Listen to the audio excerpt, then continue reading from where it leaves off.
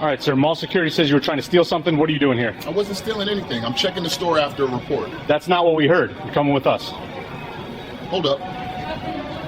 Say that again. I'm your boss, dumbass. What the officer didn't realize in that moment was that the man he was threatening to detain was not a suspect. He was the newly appointed police chief of the entire department, responding to a call from a shopper who accused him of stealing. The officer immediately assumed wrongdoing and escalated the situation without verifying who he was dealing with. Within minutes, that mistake would trigger a chain reaction, internal investigations, legal consequences, and a public scandal that would shake the department. Because this was no ordinary misunderstanding, it was a moment that exposed exactly how quickly bias, assumptions, and unchecked authority can spiral into something far bigger. The man standing there was Chief Marcus Bennett, 45 years old, a veteran law enforcement professional with over 22 years of service in policing. Just weeks earlier, he had been sworn in as the new police chief of the city, after rising through the ranks from patrol officer to homicide detective, then deputy chief. During his career, Bennett led major investigations, helped reduce violent crime in several districts, and received multiple departmental commendations for leadership in community policing initiatives. Known for his strict professionalism and reform-oriented approach, he had built a reputation for integrity and public trust long before the badge of chief was placed on his uniform. The officer confronting him was Officer Daniel Carter, 38 years old, a patrol officer with the Metro City Police Department, who had been on the force for 11 years. Carter was not new to complaints. According to internal records later reviewed during the investigation, he had accumulated 7 civilian complaints over the course of his career, including 3 for excessive force, 2 for improper stops, and 2 for discourteous conduct. None of those complaints resulted in serious disciplinary action, 4 were dismissed after internal review, 2 were labeled not sustained due to insufficient evidence, and 1 resulted only in a brief written warning placed in his file. Like many officers shielded by internal procedures, Carter had continued working patrol without suspension or retraining, despite repeated concerns about his conduct during civilian encounters. The call began with a complaint from a shopper inside the main corridor of the mall. A woman in her 40s approached mall security, insisting that a black man inside a clothing store was acting suspicious. Witnesses later described her as the kind of person the internet has learned to recognize instantly, the type people casually refer to as a Karen, loud, certain, and convinced that calling the police is the correct response to someone simply existing in the wrong place. She told security the man had been walking around the store and looking behind the counters. Security staff observed him briefly, but saw no theft. Nothing was reported missing. No alarms had gone off. But the woman insisted, "Call the police. He's stealing something." Security eventually relayed the complaint. When officers arrived, bodycam footage shows Officer Daniel Carter entering the store entrance area where the man was standing near a display rack. The man appeared calm, speaking briefly with a store employee. His hands were visible. Officer Carter approached quickly. Without speaking to the employee first, he positioned himself directly in front of the man. "Sir, step away from the merchandise. What are you doing here?" The man turned slightly toward the officer, surprised by the tone. "I'm checking the store after a report." Before he could say more, the woman who had made the call stepped forward. "That's him. I saw him sneaking around the shelves." The body cam captures her pointing directly at him. At this point, the officer had still not confirmed any theft. No employee had reported missing items. The only claim came from a single shopper who had decided, for reasons no one could clearly explain, that this man did not belong there. Yet the officer's posture immediately shifted to enforcement. "Mall security says you were trying to steal something." The man shook his head. "No, that didn't happen." Several shoppers began slowing down, noticing the confrontation. The camera dipped slightly as the officer steps closer. The woman continues speaking loudly behind him. "I told you he was acting suspicious." Witness statements later described her tone as confident, almost triumphant, as if she believed she had caught someone. But the body cam footage shows something else clearly. No stolen merchandise, no store employee confirming theft, and no visible evidence of a crime. What is visible is a black man being treated like a criminal based solely on accusation. Officer Carter does not ask the employee standing nearby if anything has been taken. He does not ask what exactly was stolen. Instead, he escalates. Yeah, that's what we heard. You're coming with us. The man lifts his hand slightly, not aggressively, but in disbelief. Hold up, say that again. Behind the officer, the woman speaks again. See?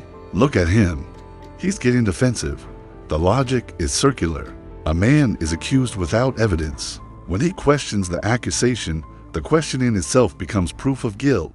The officer steps forward again. You're coming with us. The man looks directly at him. Then he responds. Say that again. I'm your boss, dumbass. The officer freezes. The body cam footage captures a sudden shift in the room. The officer's posture changes. For the first time in the encounter, he appears unsure, because the man standing in front of him was not a shoplifting suspect. He was Chief Marcus Bennett, the newly appointed head of the department, and the accusation that started with one very confident Karen inside a mall had just turned into a department-wide crisis. The moment of realization should have ended the confrontation. It did not. When Chief Marcus Bennett said the words, "I'm your boss," several people inside the store looked at each other, confused but curious. A store employee stepped forward, clearly uncomfortable with the direction the situation had taken. "Officer, he's been standing here talking to us. Nobody stole anything." The statement was clear. No merchandise had been taken. No alarm had sounded. No employee had reported a theft. But the accusation had already taken hold. Behind the officer, the woman who had made the call raised her voice again. "No, absolutely not. I saw him. He was walking around like he was looking for something to take." Several witnesses later told investigators that the scene had become chaotic at that point. The woman refused to back down. She spoke louder and louder, repeating the same accusation. "That's him. I'm telling you." He was acting suspicious. The officer stood between the two sides, visibly uncertain, but still unwilling to step back from the position he had already taken. Chief Bennett spoke calmly. "Officer Carter, I suggest you slow down and think about what you're doing." Instead of de-escalating, Carter's posture hardened. The body cam footage shows his shoulders tense as he looks around the store, aware that people are now watching closely. "You're saying you're my boss?" "Yes, because right now you're the one being accused of theft." The comment stunned several witnesses. A shopper nearby spoke up. "Officer, nobody said anything was stolen." Another voice followed. "He didn't take anything. We've been watching." Yet the officer did not withdraw the accusation. Instead, he turned again toward Bennett. "Sir, I need you to cooperate." What happened next became the defining moment of the incident. Despite multiple witnesses confirming that no crime had occurred, the officer continued treating Bennett as the suspect. The presumption of guilt remained fixed in place. This was not happening in isolation. Internal records later revealed that Officer Daniel Carter had already been the subject of multiple complaints related to stops involving black civilians. Civilian review reports documented a pattern. Confrontations initiated on vague claims of suspicious behavior, aggressive questioning, and escalation without clear evidence of a crime. 7 complaints had been filed over the years. 3 for excessive force, 2 for improper stops, 2 for discourteous conduct. In several of those cases, the same pattern appeared in witness statements, Carter identifying a black civilian as suspicious, confronting them publicly, and insisting on compliance even when no crime could be verified. None of those complaints had removed him from patrol, and now the same pattern was unfolding again in full public view. The woman behind him continued escalating. "This is ridiculous. I called the police because he was stealing. Why are you letting him argue?" Chief Bennett looked directly at the officer. "You have no evidence." "None." Carter responded immediately. "I have a complaint from a witness who has not identified any stolen property." Karen spoke again, louder than before. "He was lurking around the store." "That's enough." The logic was blunt. Presence itself had been interpreted as criminal behavior. Witnesses could see it happening in real time. A black man standing in the store had been turned into a suspect because one person insisted. He looked like he didn't belong there, and the officer had accepted that assumption without verifying a single fact. The body cam footage shows Carter shifting his stance again, now visibly frustrated. "Sir, if you continue refusing to cooperate, I will detain you." The statement shocked several people in the store. "You're going to arrest him," someone asked. "For what?" another voice said. Carter ignored them. His focus remained entirely on Bennett. "Last warning, You need to cooperate." The officer was now trapped between two forces, the authority he had just challenged, and the public confrontation unfolding around him. Embarrassment had turned into defensiveness, and defensiveness was pushing the situation even further toward humiliation. Chief Bennett spoke, slowly. "Officer Carter, think very carefully about your next decision." But the confrontation had already gone too far. Instead of stepping back, Carter doubled down, confronting the man who, only moments earlier, he had attempted to detain as a shoplifting suspect inside a crowded mall, in front of witnesses, with cameras recording everything. Within minutes, the situation inside the mall had moved beyond a routine police call. The bodycam recording continued capturing every word, every movement, every decision that had already pushed the encounter into a public crisis. Chief Marcus Bennett had heard enough. He looked directly at Officer Carter, who was still standing rigidly in front of him, trying to maintain authority in a situation that had already collapsed. "Officer Carter," Bennett said firmly. "That's enough." The officer hesitated. Witnesses later described that moment as the exact point when the balance of authority shifted. Carter had entered the store believing he was responding to a shoplifting call. Now he was standing in front of the chief of the entire department, with multiple witnesses confirming that no crime had occurred. The woman who had initiated the call, the self-appointed Karen of the situation, was still raising her voice. "This is ridiculous. I called the police because he was stealing." A store employee immediately responded, "No one stole anything. We told you that." Karen refused to accept it. "You're all covering for him." The accusation only made the situation worse, because now the footage clearly showed something else, a civilian continuing to push a false accusation even after employees confirmed no theft had taken place. Chief Bennett stepped closer, his tone calm but final. "Officer Carter, you escalated a detention without verifying evidence. You ignored store staff. You ignored witnesses. And you attempted to detain a civilian based on nothing but an accusation." The officer tried to respond. "Sir, I was responding to the call. You were responding to a complaint." Bennett interrupted. "Not evidence." Around them, several bystanders had already begun recording on their phones. The reality of what had just happened was becoming obvious to everyone present. A black man had been treated as a criminal in a public place based solely on suspicion, and that suspicion had been accepted immediately without verification. It was exactly the pattern that had appeared in previous complaints against Officer Carter, looking for crime where there wasn't one, targeting behavior that was never illegal, escalating encounters with black civilians that should never have become confrontations. Chief Bennett turned toward the officer again. "Hand over your radio." Carter froze. "Sir, you heard me." The instruction was unmistakable. Several witnesses later described how quickly the officer's confidence disappeared once the chain of command was enforced. Slowly, Carter unclipped the radio from his shoulder. Bennett took it and spoke into it. "Dispatch, this is Chief Bennett. I need the supervisors at the mall entrance immediately." There was a pause on the line. "Copy that."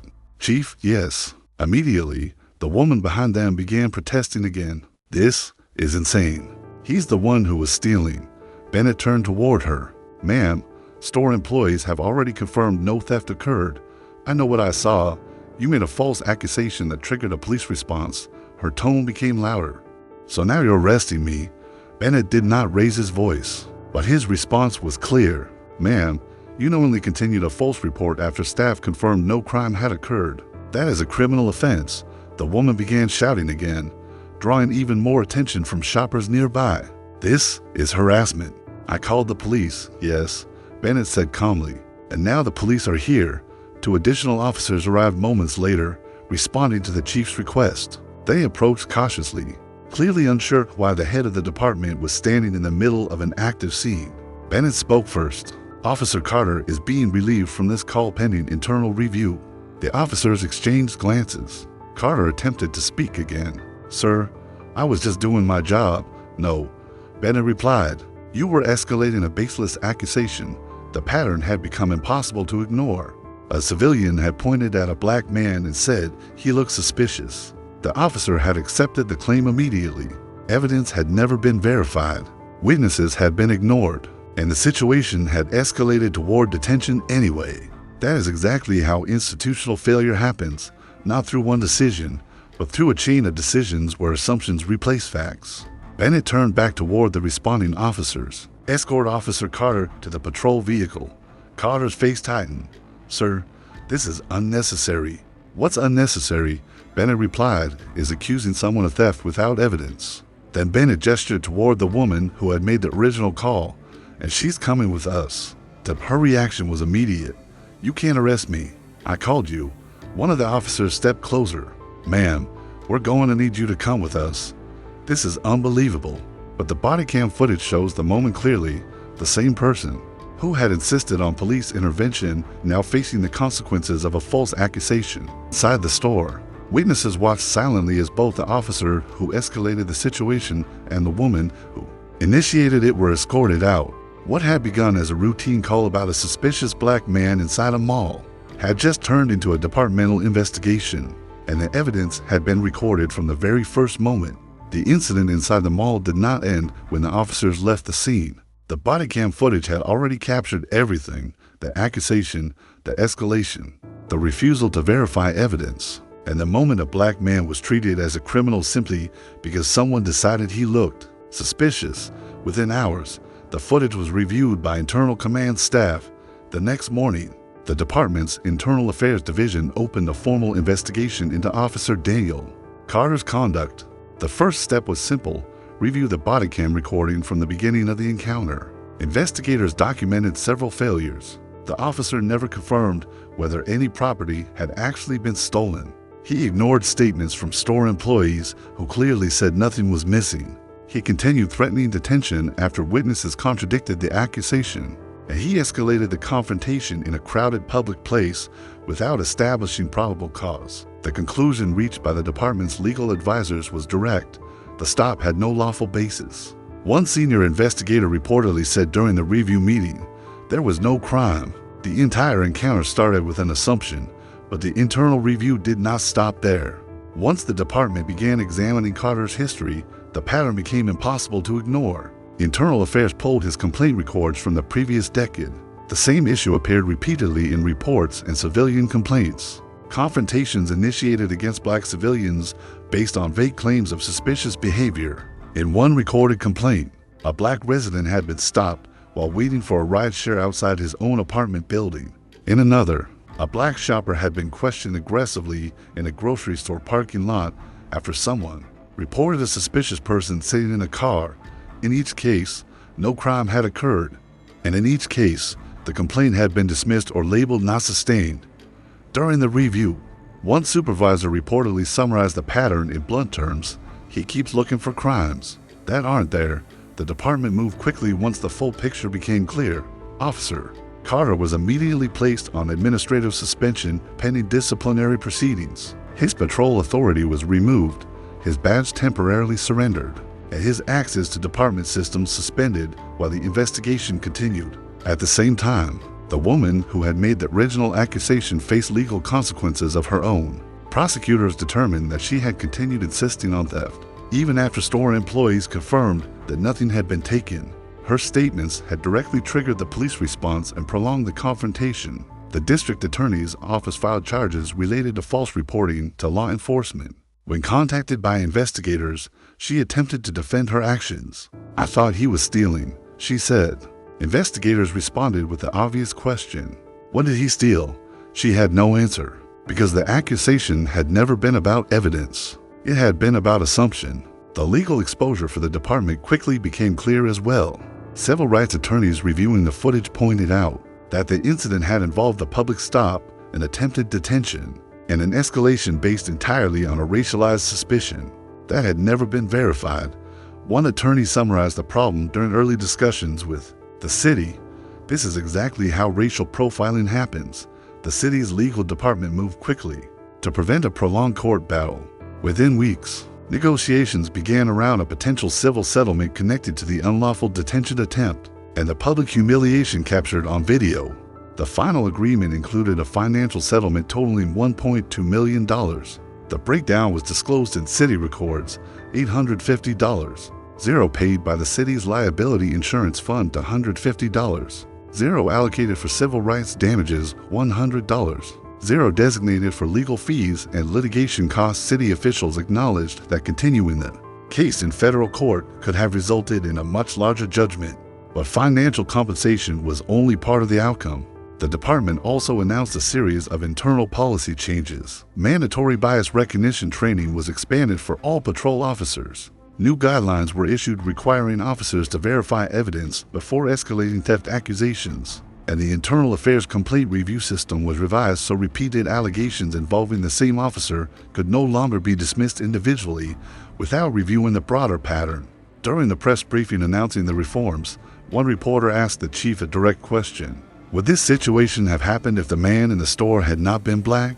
Chief Bennett did not hesitate. The evidence speaks for itself. The body cam footage showed the entire sequence clearly. A black man accused without proof, treated as a suspect without evidence, and nearly detained because someone decided he did not belong in that space. The consequences for the officer and the woman who made the accusation were significant, but the larger issue was impossible to ignore. Because what happened inside that mall was not just a single mistake. It was a public demonstration of how easily a black person can become a suspect even when there is no crime at all. This story is meant to generate awareness. It proves that a single accusation, when combined with bias and unchecked authority, can escalate into humiliation, danger, and institutional failure, even when no crime has been committed. In this case, a black man standing in a store was immediately treated as a suspect. Evidence was never verified, witnesses were ignored, and the situation escalated based on nothing more than assumption. The only difference between a routine shopping trip and a public confrontation was how quickly suspicion was placed on him. In 2025, Black Americans were nearly 3 times more likely to be killed by police than white Americans, and 77% of black adults say they are treated less fairly by police than white people. These numbers force us to ask difficult questions. How many similar situations never get recorded on camera? How many accusations begin with the same words, "He looks suspicious"? And how many people are forced to prove their innocence simply for existing in the wrong place, at the wrong time? Do you know any organizations that work to protect the rights of black people in America? Legal support groups, community safety initiatives, or civil rights coalitions? Share them in the comments. Let's support the people who are working every day to make justice and safety real for everyone. We want to hear your thoughts about this story.